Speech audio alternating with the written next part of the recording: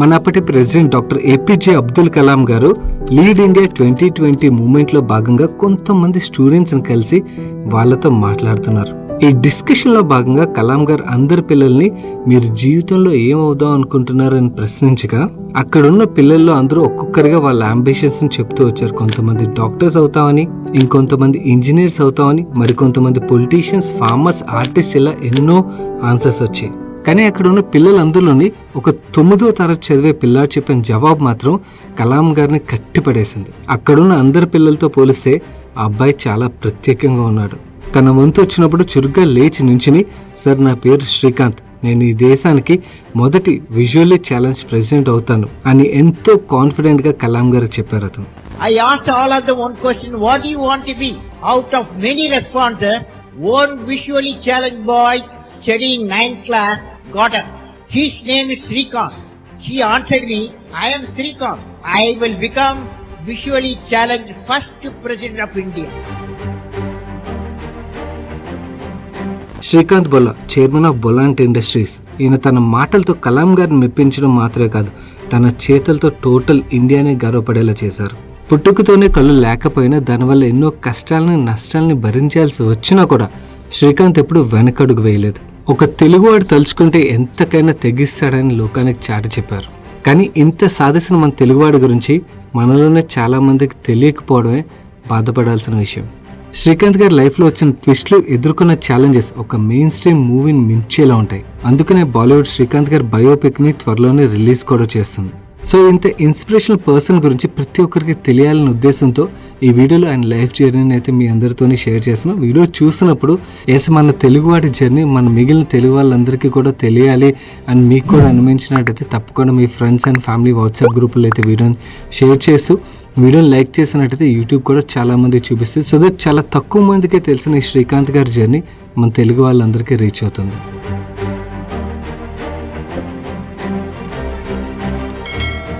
మచిలీపట్నం దగ్గర సీతారామపురం అనే ఒక చిన్న గ్రామంలో ఉండే ఒక పేద రైతు కుటుంబంలో ఇయర్ 1991 జూలై 7వ తారీఖున శ్రీకాంత్ పుట్టారు. పిల్లాడు పుట్టాడు అన్న ఆనందంలో ఇంటిల్లిపాది ఉండగా కిరోసిన్ లాంతర్ వెలుగులోని ఆ పుట్టిన అబ్బాయికి కళ్ళు లేవన్న సంగతి తెలిసొచ్చింది.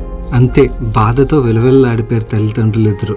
ఈ విషయం తెలిసిన బంధువులు, చుట్టుపక్కల ఉండే ఇరుగు పొరుగు వారంతా కళ్ళు లేని వాటికి జన్మ ఇవ్వడం పాపం అని, ఇంటికి కుక్కలు రాకుండా కాపలా కాయడానికి కూడా పనికిరాడని, వాడిని పెంచి పెద్ద చేయడం కన్నా చంపేసి వదిలించుకోవడం మేలంటూ లేనిపోని సలహాలు చాలానే ఇచ్చారు. కానీ శ్రీకాంత్ వాళ్ళ అమ్మా నాన్న ఎవరి మాటల్ని పట్టించుకోలేదు. ముఖ్యంగా శ్రీకాంత్ గారి నాన్నమ్మ గారు అయితే కళ్ళు లేకపోతే ఏమైంది, ఈ భూమిపైకి ప్రతి ఒక్కరు ఏదో ఒక కారణంతోనే వస్తారు అంటూ వాళ్ళ మనవన్ని ఎప్పుడూ సమర్థిస్తూనే ఉండేవారు. ఇంట్లో దొరికిన సపోర్ట్తో శ్రీకాంత్ ఒక అల్లరి కూడా తనతో పాటు పెరుగుతూ వచ్చింది. ఎప్పుడు చాలా యాక్టివ్గా ఉండేవారు శ్రీకాంత్. ఎంతగా అల్లరి చేసేవారంటే చెట్లెక్కి కాలు విరగ్గొట్టుకునేదాకా వెళ్ళేవారు. కానీ ఎదుగుతున్న కొద్దీ ఇంట్లో ఉన్న కష్టాలు కొంచెం కొంచెంగా శ్రీకాంత్కి అర్థమవుతూ వచ్చాయి. రెక్క ఆడితే కానీ డొక్కాడని పరిస్థితి వాళ్ళది. నెలకి కనీసం 2000 రూపాయలు సంపాదించడం కూడా చాలా కష్టంగా ఉండేది. అయినా సరే ఉన్న దాంట్లోనే సర్దుకుని ఉండేవారు కుటుంబం అంతా. వాళ్ళ ఇంట్లో కనీసం కరెంట్ కూడా ఉండేది కాదు. అందుకనే కొంచెం పెద్ద అయ్యాక శ్రీకాంత్ వాళ్ళ నాన్నతో కలిసి పొలానికి కూడా వెళ్ళడం మొదలుపెట్టారు. కాకపోతే అలా వెళ్ళినా కూడా తనకేమీ కనిపించకపోవడం వల్ల వాళ్ళ నాన్నగారికి పెద్దగా సహాయపడలేకపోయారు. ఇది గమనించిన వాళ్ళ నాన్నగారు కనీసం శ్రీకాంత్ని స్కూల్కైనా పంపించినట్టయితే ఏవైనా ఉపయోగం ఉంటుంది, అట్లీస్ట్ పాఠాలు విన్నాడంటే తను ఏదో నేర్చుకుంటాడన్న ఉద్దేశంతో శ్రీకాంత్ని ఊరికి కొంచెం దూరంలో ఉన్న గవర్నమెంట్ స్కూల్లో జాయిన్ చేశారు. స్కూల్కి వెళ్ళడానికి శ్రీకాంత్ రోజు 5 కిలోమీటర్లకు పైగా నడిచి వెళ్లాల్సి వచ్చేది. ఒక మామూలు వ్యక్తికి అంత దూరం వెళ్ళి రావడం పెద్ద విషయం కాకపోవచ్చు. కానీ కళ్ళు కనిపించిన ఒక చిన్న అబ్బాయి అంత దూరం వెళ్ళడం ఎంత కష్టమో ఒకసారి ఊహించుకోండి. అయినా కూడా తన క్లాస్మేట్స్ ఒక సహాయంతో ఎలా ఒకలా స్కూల్కి వెళ్ళేవారు. కానీ అక్కడ అందరి పిల్లల్లా మాత్రం చదువుకోలేకపోయేవారు. తన తోటి వారంతా కళ్ళు లేవని, ఆటలు ఆడలేడని శ్రీకాంత్ పట్టించుకోకపోతే అక్కడ చదువు చెప్పే టీచర్లు కూడా కళ్ళు లేవు కదా ఏం చదువుతాడులే అని చెప్పి చివరి బెంచ్లో తనను కూర్చోబెట్టేవారు. ఇలా చదువు సంగతి పక్కన పెడితే శ్రీకాంత్ అక్కడ ఉన్న అన్ని రోజులు కూడా చాలా ఒంటరిగా ఫీల్ అయ్యేవారు. ఇదే విషయాన్ని ఆయన గుర్తు చేసుకుంటే ఏం చెప్పారంటే, ఆ రోజుల్లో నన్ను వేధించిన అతి పెద్ద పేదరికం నా ఒంటరితనమే. లంచ్ బాక్స్ లేనందుకు నేను పేదవాడినని చెప్పి ఎప్పుడు బాధపడిన దానికన్నా కూడా అందరూ నన్ను ఒంటరిగా వదిలేశారనే నేను ఎక్కువగా బాధపడేవాడిని అంటూ తన చేదు జ్ఞాపకాలను గుర్తు చేసుకున్నారు Srikanth. Nobody would wanted to play with me. Teachers does not know how to teach me, so they would make me sit in the last bench. I just wanted to be like a regular kid and wanted to play with everybody. And that was the time I felt extremely lonely. So that was the time I felt poor. I felt I'm the poorest of the poor child. But ఆ extreme bad phase తర్వాతనే శ్రీకాంత్ గారి life మలుపు తిరిగింది కూడా. అది ఎలాగో తెలుసుకున్న ముందు వీడియోలో ఇప్పటివరకు షేర్ చేసిన ఇన్ఫర్మేషన్ నచ్చి లైక్ చేయడం మర్చిపోయినట్టయితే వీడియోని తప్పకుండా లైక్ చేసి మీ friends and family members share చేయడం అయితే మర్చిపోకండి. శ్రీకాంత్ ఒక పరిస్థితిని తెలుసుకుని దూరపు చుట్టం ఒకరు హైదరాబాద్లో ఉన్న స్పెషల్ చిల్డ్రన్స్ స్కూల్లోని తను చేర్పించి చదివించమని వాళ్ళ అమ్మా నాన్నలకు సలహా ఇచ్చారు. ఆయన సలహాతో శ్రీకాంత్ వాళ్ళ అమ్మా నాన్నగారు శ్రీకాంత్ని దేవనార్ స్కూల్ ఫర్ ద బ్లైండ్లో జాయిన్ చేశారు. వాళ్ళ ఊరికి తన కుటుంబానికి ఎంతో దూరంలో ఉండాల్సి వచ్చినా కూడా తన ఒంటరితనం నుంచి బయటపడేందుకు ఇది ఒక మంచి అవకాశంగా భావించిన శ్రీకాంత్ ఇంటిని వదిలి కొత్త స్కూల్లోకి ఎంట్రీ ఇచ్చారు.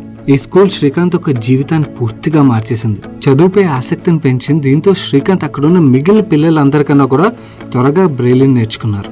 ఆల్మోస్ట్ ప్రతి క్లాస్లోని కూడా శ్రీకాంతే టాపర్ అండ్ తను fastest Braille reader and writer కూడా. అండ్ చదువులో మాత్రమే కాదు, శ్రీకాంత్ ఆటల్లో కూడా తన నైపుణ్యాన్ని పెంచుకున్నారు. చెస్ ఆడడం కూడా నేర్చుకున్నారు. తను ఎంత ఫోకస్గా నేర్చుకున్నారంటే ఏదో స్కూల్లో ఆడడం మాత్రమే కాదు, తను ఇంటర్ స్కూల్ కాంపిటీషన్లో కూడా పార్టిసిపేట్ చేసే లెవెల్కి నేర్చుకున్నారు. కాకపోతే ఇదంతా నేను ఇప్పుడు చెప్పినంత ఈజీగా అయిపోలేదు. ఎన్నో అడ్జస్ట్మెంట్స్, ఎంతో హార్డ్ వర్క్తోనే ఇది పాసిబుల్ అయింది శ్రీకాంత్ గారికి. ఈ స్కూల్కి వచ్చిన కొత్తలో అమ్మా నాన్న లేకుండా ఉండడం, తన బట్టలు తానే ఉతుక్కోవడం అండ్ కొత్త టీచింగ్ పద్ధతికి అలవాటు పడడం, ముఖ్యంగా అక్కడ భోజనానికి అలవాటు పడడానికి కొంచెం టైమే పట్టింది. దీంతో కొత్తలో ఆ స్కూల్ నరకులు అనిపించే శ్రీకాంత్ గారికి ఒకసారి స్కూల్ నుంచి తప్పించుకోవడానికి కూడా ట్రై చేశారు. కానీ ఒక టీచర్ పట్టుపడిపోవడంతో ఆ టీచర్ శ్రీకాంత్ ఒక చెంప చెల్లుము అనిపించి గట్టిగా క్లాస్ పీక్ మరి ఒక చీకటి గదిలో శ్రీకాంత్ పెట్టి పనిష్మెంట్ ఇచ్చారు. ఈ పనిష్మెంట్ తర్వాత తను ఎటువంటి తప్పు చేస్తున్నానో అర్థమై మారడానికి ట్రై చేశాన్ని. ఆ రోజు నుంచి పట్టుదలతో ప్రతి పని చేయడం మొదలు పెట్టాను శ్రీకాంత్ చెప్తారు. ఇదే పట్టుదలతో మెట్రికులేషన్లో 90% అబోవ్ స్కోర్ చేసి ఇంటర్మీడియట్లో సైన్స్ తీసుకుందాం అనుకున్నారు. కానీ శ్రీకాంత్కి ఎక్కడ అడ్మిషన్ దొరకలేదు. కారణం తన కళ్ళు లేకపోవడం. ఒక కళ్ళు లేనివాడు ఇంటర్మీడియట్లో సైన్స్ తీసుకుని ఏం సాధిస్తాడు? ఏ ఆర్ట్స్ లేదా లాంగ్వేజెస్ ఆర్ సోషల్ సైన్స్ లాంటి సబ్జెక్ట్స్ చూస్ చేసుకుంటే బెటర్ అని చెప్పి చాలా మంది సలహా ఇచ్చారు. ఇది విన్న శ్రీకాంత్కి చాలా కోపం వచ్చింది. ఎలాగైనా సైన్స్ మాత్రమే చదివి తీరుతాని, దానికోసం ఫైట్ చేస్తానని తన టీచర్ సహాయంతో ఎడ్యుకేషన్ బోర్డుని కోర్టుకి తీసుకెళ్లారు. 6 నెలల తర్వాత కోర్టు శ్రీకాంత్కి అనుకూలంగా తీర్పిచ్చింది. సైన్స్ని ఆప్ చేసుకోవచ్చు, కానీ అట్ యువర్ ఓన్ రిస్క్ అని చెప్పింది. అంటే అప్పటికి కూడా శ్రీకాంత్ ఇంత కష్టమైన సబ్జెక్ట్స్లో పాస్ అవుతారని ఎవ్వరికీ నమ్మకమే కుదరలేదు. కానీ శ్రీకాంత్ వాళ్ళందరి మాటని తప్పని మరొకసారి ప్రూవ్ చేశారు. తన టీచర్ ఒక సహాయంతో లెసన్స్ అన్నిటినీ టేప్స్లో రికార్డ్ చేసుకుంటూ నేర్చుకునేవారు. కష్టమైన డయాగ్రామ్స్ని కూడా ఫోమ్ పేపర్తో అచ్చు వచ్చేలా డ్రా చేయించుకుని నేర్చుకున్నారు. ఇలా తన పట్టుదలతోని 12th స్టాండర్డ్లో 98% సాధించారు. ఒక మామూలు స్టూడెంట్ ఇదే పర్సంటేజ్ని స్కోర్ చేస్తే వాళ్ళకి ఈ సొసైటీ ఎలాంటి గుర్తింపు ఇస్తుందో, కాలేజ్లో వాళ్ళకి ఎలాంటి ప్రయారిటీ ఇస్తాయో మీ అందరికీ తెలిసిందే. కానీ 98% స్కోర్ చేసినా కూడా శ్రీకాంత్కి అవేమీ దక్కలేదు. ఐఐటి, బిట్స్ పిలాని లాంటి కాలేజీలు అతని అడ్మిషన్ రిజెక్ట్ చేశాయి. దీంతో శ్రీకాంత్ ఐఐటీస్కి నేను అక్కర్లేనప్పుడు నాకు కూడా అవి అక్కర్లేదంటూ యుఎస్లోని ఎంఐటీలోని బిజినెస్ అడ్మినిస్ట్రేషన్లోని అండర్ గ్రాడ్యుయేషన్ ప్రోగ్రాంలో జాయిన్ అయ్యారు. అక్కడ పరిస్థితులు తనకు కొత్త అయినా కూడా అన్నిటికీ తొందరగానే అడ్జస్ట్ అయ్యి మంచి స్టూడెంట్గా పేరు సంపాదించడమే కాదు, చదువులోని ఆటలోని ఎప్పుడూ ముందుండేవారు. సౌండ్ సహాయంతోనే అక్కడున్న తన ఫ్రెండ్స్తోని క్రికెట్, చెస్, బేస్బాల్ ఇలాంటి గేమ్స్ అన్నిటిలోని పార్టిసిపేట్ చేసేవారు శ్రీకాంత్. అండ్ ఇక్కడ శ్రీకాంత్ గారిది ఇంకొక ఇంపార్టెంట్ అచీవ్మెంట్ కూడా మీతో షేర్ చేయాలి. ఈ ఎంఐటీలో చదివిన ఫస్ట్ ఇంటర్నేషనల్ బ్లైండ్ స్టూడెంట్ కూడా ఈయనే. తన చదువు పూర్తయిన తర్వాత అక్కడున్న పెద్ద పెద్ద కంపెనీల్లోని శ్రీకాంత్ గారికి ఎన్నో జాబ్ ఆఫర్స్ వచ్చాయి. నార్మల్ ఇలాంటి సిచ్యువేషన్లో ఉన్నప్పుడు అంత పెద్ద కంపెనీల నుంచి జాబ్ ఆఫర్ వస్తే ఎవరైనా కూడా జాయిన్ అయిపోతారు కదా. కానీ ఇక్కడే శ్రీకాంత్ గారు స్పెషల్. ఎందుకంటే తను ఎలా ఆలోచించారంటే, నేను ఇలా జాబ్లో జాయిన్ అయ్యి పెళ్లి చేసుకుని సెటిల్ అయిపోతే నా జీవితానికి ఉన్న అర్థం ఏంటి? నేను ఇలా సెటిల్ అవ్వకూడదు. నాలా కష్టపడే వాళ్ళు ఎవరైతే ఉన్నారో వాళ్ళందరికీ నేను సహాయపడాలి. నాలాంటి కష్టాలు వాళ్ళు అనుభవించకుండా ఏదో ఒకటి చేయాలి అండ్ నా దేశానికి కూడా నేను ఉపయోగపడాలని ఆలోచించి ఆ జాబ్ ఆఫర్స్ అన్ని రిజెక్ట్ చేసి ఇండియాకి వచ్చేసారు. తను ఇండియాలో ఏ బిజినెస్ స్టార్ట్ చేయాలో తను ఎంఐటీలో ఉండగానే ఆ బిజినెస్కి ప్లాన్ మొత్తం డిజైన్ చేసుకున్నారు. ఎప్పుడైతే ఇండియాకి వచ్చారో వచ్చిన వెంటనే బొలాంట్ ఇండస్ట్రీస్ అనే కంపెనీని స్టార్ట్ చేశారు. ఇనిషియల్గా తన మెంటర్ స్వర్ణలత గారి సహాయం అండ్ రవి మంతా అనే angel investor and Ratan Tata గారి నుంచి ఫండింగ్ తోని ఈ కంపెనీని 5 ఎంప్లాయీలతో ఇయర్ 2016లో హైదరాబాద్ లో స్టార్ట్ చేశారు. కేవలం 10 లక్షలతో మొదలైన ఈ company eco friendly plates, spoons ఇలాంటివన్నీ ప్రొడక్ట్స్ ని మ్యానుఫ్యాక్చర్ చేస్తూ ఈ రోజు ఏకంగా 100 కోట్లకు పైన యాన్యువల్ టర్న్ ఓవర్ సాధిస్తూ 500 కోట్ల వాల్యుయేషన్ చేరుకుంది. కరెంట్లీ బొలాంట్ ఇండస్ట్రీస్ దగ్గర 4 మ్యానుఫ్యాక్చరింగ్ ప్లాంట్స్ ఉన్నాయి. బోత్ డైరెక్ట్ అండ్ ఇండైరెక్ట్ గా 500 నుంచి 2500 మందికి ఎంప్లాయ్మెంట్ కల్పిస్తున్నారు శ్రీకాంత్. ఈ కంపెనీకి వర్క్ చేసే వాళ్ళు majority of them differently abled పీపులే ఉంటారు. ఇలా ఎంప్లాయ్మెంట్ దొరకడం కష్టంగా ఉన్న వాళ్ళందరికీ ఉపాధి కల్పించడానికే ఈ బొలాంట్ ఇండస్ట్రీ స్టార్ట్ అయిందని, కోవిడ్ రాకపోయి ఉంటే ఈ పాటికి ఇండియన్ స్టాక్ మార్కెట్ లో కూడా లిస్ట్ అయి ఉండేదని శ్రీకాంత్ చెప్తారు. తన లైఫ్ లో ఇంకా 2 గోల్స్ ఉన్నాయి. ఒకటి ఇమీడియట్ గా ఈ బొలాంట్ ఇండస్ట్రీస్ ని స్టాక్ మార్కెట్ లో లిస్ట్ చేయడం, రెండోది తను చిన్నప్పుడు చెప్పిన విధంగా భారతదేశానికి ప్రెసిడెంట్ అవ్వడం అని చెప్పి ఆయన చెప్తూ ఉంటారు. సేవ చేయాలని అనిపించడం మామూలు విషయమే, కానీ ఒక గొప్ప స్థాయికి వెళ్ళాక కూడా మూలాలను మర్చిపోకుండా ఏదో జాలి కొద్దీ సహాయం చేస్తున్నట్టు కాకుండా గౌరవంతో పని చేసుకుని సంపాదించే వెసులుబాటు కల్పించడం అనేది చాలా గొప్ప విషయం.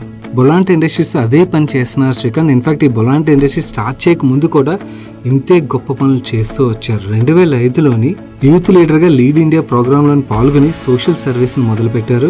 ఆ టైంలోనే ఆయన కలాం గారిని కూడా కలిశారు. ఇలా కలాం గారిని కలడం మాత్రమే కాదు, ఆయనకి దగ్గరగా పనిచేసే అవకాశం కూడా ఈయన దక్కింది. అండ్ 2011లో సమన్వయ centre for children with multiple disabilities ని హైదరాబాద్ లో స్థాపించి తనలాంటి చాలా మంది డిజేబిలిటీస్ ఉన్న చిన్న పిల్లలకి education, vocational, financial and rehabilitation services ని ఆఫర్ చేస్తూ వచ్చారు.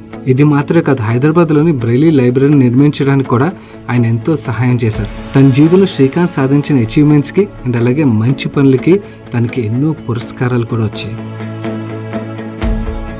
2022లో స్వాతి గారితో శ్రీకాంత్ గారికి పెళ్లి అయింది. అండ్ రీసెంట్ గా వాళ్ళకి ఒక పాప కూడా పుట్టింది. అండ్ ఈ శ్రీకాంత్ గారి ఇన్స్పిరేషన్ జర్నీ అందరికీ తెలియాలనే ఉద్దేశంతో శ్రీకాంత్ అనే సినిమాను కూడా మన ముందు తీసుకురాబోతున్నారు. తప్పకుండా ఈ మూవీని మీరు మాత్రమే కాకుండా మీ పిల్లలకు కూడా చూపించండి. ఇలా చెప్తే చాలా మంది ఆ మూవీకి శ్రీకాంత్ గారికి మాకు ఏమైనా కనెక్షన్ ఉన్నదేమో అనుకుంటారు. ఎటువంటి సంబంధం లేదు, అసలు వాళ్ళు ఎవరో మాకు తెలియదు. కాకపోతే ట్రైలర్ చూసిన తర్వాత ఆయన జర్నీ మీద ఆసక్తి పెరిగి ఆయన గురించి తెలుసుకుని చాలా ఇన్స్పైరింగ్గా అనిపించి ఈయన స్టోరీ ప్రతి ఒక్కరికి తెలియాలనే ఉద్దేశంతో ఈ వీడియోని అయితే మీ ముందుకు తీసుకొచ్చాం. మీరు కూడా ఈ జర్నీ విన్న తర్వాత ఇలాంటి ఇన్స్పిరేషనల్ పర్సన్ గురించి మన తెలుగు వాళ్ళందరికీ తెలియడం చాలా ఇంపార్టెంట్ అనిపించినట్టయితే ఈ వీడియోని తప్పకుండా మీ ఫ్రెండ్స్ అండ్ ఫ్యామిలీ వాట్సాప్ గ్రూపులో అయితే షేర్ చేయడం మర్చిపోకండి. అండ్ వీడియోని ఇప్పటివరకు లైక్ చేయనట్టయితే వీడియోని లైక్ చేసి ఛానల్కి అయితే ఫస్ట్ టైం వచ్చినట్టయితే మన సాయిపత్రి టాక్స్ ఛానల్లో ఇలాంటి ఇంపార్టెంట్ వీడియోస్ని ఆల్రెడీ అప్లోడ్ చేసాం. ఒకసారి ఛానల్ ఎక్స్ప్లోర్ చేయండి. కంటెంట్ నచ్చినట్టయితే ఛానల్ సబ్స్క్రైబ్ చేసి పక్కన బెల్ ఐకాన్లో ఆల్ నోటిఫికేషన్స్ యాక్టివేట్ చేసుకోండి. సో దట్ మేము వీడియో అప్లోడ్ చేసిన వెంటనే మీకు నోటిఫికేషన్ రూపంలో ఇంటిమేషన్ వస్తుంది. నేను సాయి కృష్ణ పత్రి మరొక మంచి వీడియోతో మీ ముందుకు వస్తాను. Till then bye bye, take care.